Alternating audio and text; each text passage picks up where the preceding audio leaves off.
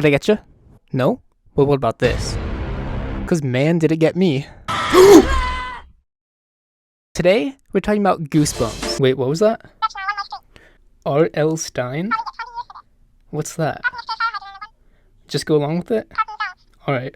Today, we're talking about R.L. Stine's The Haunting Hour, the rebranded version of the classic kid series Goosebumps. The Haunting Hour began airing in 2010 and lasted up until 2014. This episode that I'm going to share with you today aired on October 27th, 2012. You might be wondering, why does this matter? Good question. This show was meant for a more mature audience, as opposed to Goosebumps, which was geared more towards children. At the time of this episode's release, I was 7 years old. 7. That's quite literally the worst age possible to watch something like this. At that point in life, you've gained semi-consciousness, right? Which means that you can remember bits and pieces from around that time. And I must be the luckiest man on earth, because fortunately for me, this was that memory. Allow me to introduce you to the R.L. Stine's The Haunting Hour episode, The Weeping Woman. Fun fact, did you know that on November 29th, 2014, The Haunting Hour series was cancelled for unknown reasons? Spooky, right? But even spookier, did you know that actually -0% of you guys watching right now are subscribed to my YouTube channel? I know. It gives me goosebumps. Now, I don't think I should have to explain the legend of La Llorona to any of you guys out there, but for the one confused person out there, I got you. The story varies a little depending on who tells it, but the gist is simple. Basically, long ago, a woman named Maria married a rich man with whom she eventually had 2 children. Then their marriage hit a rough patch. Her husband spent less and less time at home, and whenever he was home, he paid attention only to the children. Eventually, she sees him with another woman. Enraged beyond reason, some versions claim Maria drowned her 2 children, but she immediately regretted it, crying out, "Ay, mis hijos," which means, "Oh, my sons." Maria is sometimes said to have drowned herself afterward, but when she arrived at Heaven's Gate, she was denied entry, banished back to purgatory on Earth, until she could find her lost children. She's now known as La Llorona, which translates to the Weeping Woman. Pretty grim. Also, I just want to point out the version of this story on the La Llorona wiki fandom, which details this specific Haunting Hour episode. La Llorona, after drowning her own children, she quote, "When she realized what she had done, she was horrified at what she done." I just thought that was funny, so I wanted to add it in there. Also, I just want to point out real quick before we hop in, I probably haven't seen this specific episode of The Haunting Hour in probably 5-ish years, and I wanted to record a little live reaction video for you guys, which I recorded at midnight. While I was watching it though, it suddenly struck me. I remembered how terrified I was of this as a child, and because of that, those exact same feelings that I remember from my childhood had somehow carried over into when I was watching this last night, and that on its own just made it 10 times scarier. I kid you not when I say this, I went to bed last night at 6 a.m. 6 a.m. When I was watching the episode, I kept having to pause it because I thought I would hear things outside of my window, like whispering or something, or just like noises. And that's spooky, man. Pause. Hey guys, future me here. So this part of the video where I mention hearing things outside of my window and outside of my door, I'm an absolute idiot. And yeah, here's why. Dude, I thought I just heard a sound, but like I thought I heard a sound outside my door or like outside my window or something. But it's just my heart beating and I can hear it through my headphones. So yeah, my my heart was beating so hard to the point where I could hear the sound from my headphones, and that caused me to get scared. So yeah, how lame is that? I just wanted to point that out. Yeah, so let's continue. Anyways, all of this is just to say I was terrified. And with that said, let's get into the episode. This episode opens up with a kid named Chi, aka Manny from Modern Family, getting dropped off at his friend's house because his parents are going out of town. The friend, who I found out is later named Chad, gives Chi a house tour where he tells Chi to never, ever open a very spooky looking door in the house because that's where we keep the beast. Maybe they have Mr. Beast back there making a challenge video or something. I don't know, man. It turns out the whole beast thing was just an epic prank. Behind the scary door is actually just the room that Chi will be sleeping in. She overhears Chad's mom angrily talking on the phone, presumably to her husband, to which an incredibly creepy looking statue falls off a shelf and... Good catch. After that little fiasco, during family dinner, the kids begin bantering with one another and eating their food like a caveman. To which the mom begins getting frustrated and angry with her kids because of this. Foreshadowing. We find out the dad is busy with work and will be staying somewhere away from home due to business for a week. Gee, I wonder why. She begins getting ready for sleepy times and the faucet starts leaking blood. Whoa. Fun fact, because of this episode, I am absolutely terrified of faucets. No, I am not joking. I hate this so much. The little water droplets. Why can't I describe this? I probably sound so stupid right now. Like that scene specifically is in so many R.L. Stine episodes. There's another one. Is it the same actor? Is it Rico Rodriguez in that one too? But it's like the ice cream truck episode, I think it is. And it has that specific scene in it. And for some reason, even till this day, whenever I brush my teeth and there's like just droplets hitting the sink or something, dude, it sends shivers down my spine. Chad mentions that Chi was obsessively staring at the statue, when in reality, he was kind of just holding it. And this prompts Chi to explain the legend of La Llorona to the audience while wearing the most comfortable looking pajamas in the world. Seriously, look at them. Chi proceeds to show Chad a picture of La Llorona that he for some reason just had at the ready, when suddenly, he gets a call from Mom. Foreshadowing. Get used to that, by the way. This episode just absolutely beats you on the head with foreshadowing. It has absolutely no subtlety to it, but whatever. I'm not here to judge and scrutinize. I'm not a film critic. She talks to his mom, then proceeds to read in the most uncomfortable looking position there is. Turns out the light and suddenly begins to hear someone crying. He gets scared and turns the statue around, which for some reason is still in the room at this point. He gets woken up to the sound of a dripping faucet, only to realize the statue is facing him again. He sees wet footprints leading outside of the room, and in classic horror movie style, follows them until he sees Chad's mom crying in the living room. And BAM! Jump scare. He wakes up only to realize that the wet footprints are gone, and the statue is once again turned away from him. Ooh, it was all a dream. Oh yeah, and then the statue sheds a tear. The next day, Chi and Chad are fishing in the lake behind the house, and Chi says, "How deep is that? We'll go for a swim later and find out." Foreshadow. Come on. Chi gives Chad more la Llorona.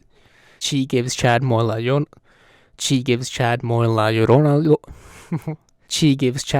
Llorona lore.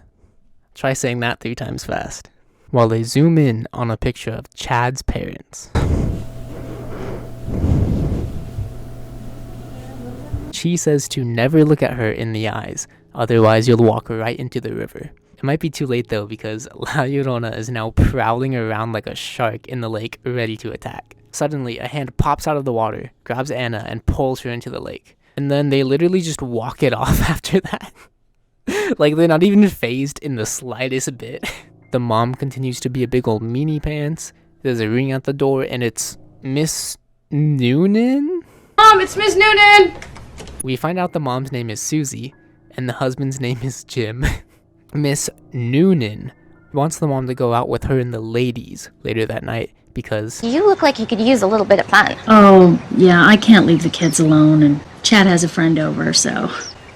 He's in high school. By the way, This was the point where I realized that the mom's son is named Chad. Apparently, my dummy brain wasn't paying enough attention to realize that this kid's name was Chad. So yeah, the mom doesn't want to leave the kids home alone at night, but eventually is persuaded by the charms of Miss Noonan and gives in.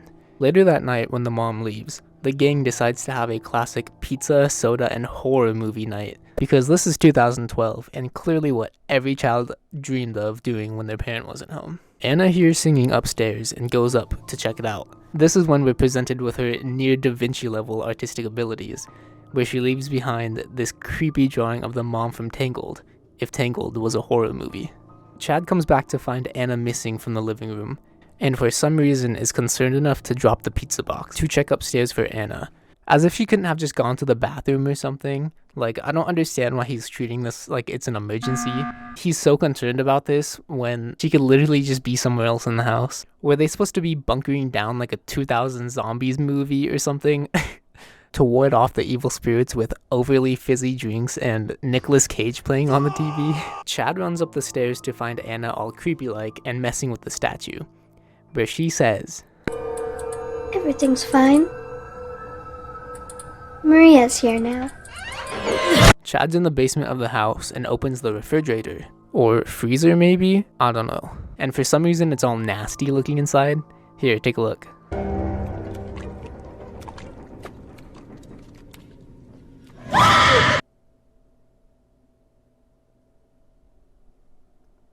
You're welcome. Also, by the way, this was the jump scare from the beginning that got me. And oh my lord, I forgot that this jump scare was in the episode while I was watching it. So yeah, that was a pleasant little surprise. This was actually the jump scare that absolutely freaked me out as a child. Like, I lost many nights of sleep over this. So yeah, I thought I'd share that trauma with you. So it's your burden now. Earlier, Chi got locked outside of the room that Anna was in. So the little rascal is still trying to get in. Goop comes out from the door, yada yada. Chi goes to the bathroom, has a WWE showdown with the curtains. And then he sees Chad and Anna walking towards the lake with a veiled woman. I wonder who that is. So he runs out the door to the lake behind the house, where he sees the woman gently pushing Anna and Chad's heads down under the water. Chi talks to the veiled woman. I've given up on calling him Chi at this point, because the amount of times I accidentally wrote down Manny while writing the script for this video was absurd. So we're going with Manny. After Manny's little heartfelt speech, where he basically says to La Llorona that Anna and Chad aren't her children, so she should let them go, which somehow works, she sinks down into the water. Meanwhile, Chad and Anna pop out from underneath the water, with absolutely no recollection of what had just happened. And for some reason, La Llorona pops back out of the water. The children get scared, run into the house, and then very cleverly hide themselves behind the couch in the living room, with their eyes closed. Because they're not supposed to look her in the eyes, as Manny mentioned earlier. You were paying attention, right? Someone puts a hand on Chi's head and then they all scream, only to realize it's El Papa. He came back early from work, right in time for a redemption arc. Cause at this point, why not? Finally, it's time for Manny to go home. His mom picks him up and bum bum bum. Manny sees his mom's carrying the spooky statue in a box to their car.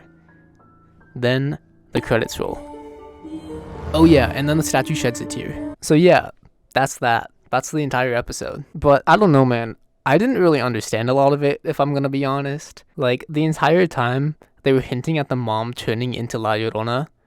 And that's what it seemed like happened at the end. The mom went out with her friends. That's when La Llorona appeared. Because right when La Llorona stopped showing up, she never followed the kids into the house. And after that, that was when the mom appeared. Which I think suggests that it was the mom. But that's not really how the story of La Llorona works. Like, I don't think that's really canon. The mom isn't supposed to actually turn into La Llorona. The ghost is just supposed to, like, take the children. Which is why I'm really confused about this episode. Because it acts like the mom turned into La Llorona, when I don't think that's how it works. So there's either two options for this. Option A, the mom did actually turn into La Llorona, and I guess just shape-shifted as soon as she walked back into the house. And option B, which sticks to the actual like story of La Llorona, is that she just showed up, yoinked to the kids, then for some reason at the end pops back out of the water as if she's gonna chase them, and then just doesn't? If that's the case, then what was the point of her letting go of the children, letting them come back up to the surface, and then popping back out to scare them, as if she's gonna pursue them again? That just doesn't make any sense. But yeah, if that's the case, why were they trying to make some weird correlation between the mom always being angry and the fact that La Llorona was angry, if they weren't implying that the mom was turning into La Llorona? Do you know what I'm saying? Does this make any sense? I'm saying La Llorona a lot. I don't understand what I'm saying anymore. But then again, it's R.L. Stine's The Haunting Hour.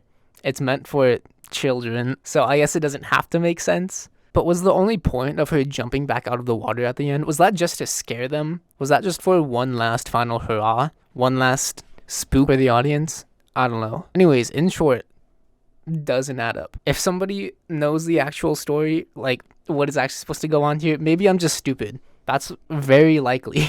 If someone does know, please explain it to me, because I'm genuinely confused. Also, in the script, it says, I guess we're playing Five Nights at La Llorona's now. Ah ha ha. And then in parentheses, boo. I don't know what that joke was gonna be for, but it's in the video now. I think I was just tired when I was writing this, so if this isn't quality content, I apologize. I need my sleep. So, what is my opinion on this episode? Honestly, I think it was an extremely revolutionary and innovative. It sucked straight up doo-doo farts. But I have to give credit where credit is due. There were some decent aspects to it, like the jump scares, the suspenseful scenes, Manny. All in all, is it good? Not really. Did it scare the absolute bejeebies out of child me? And I guess current me?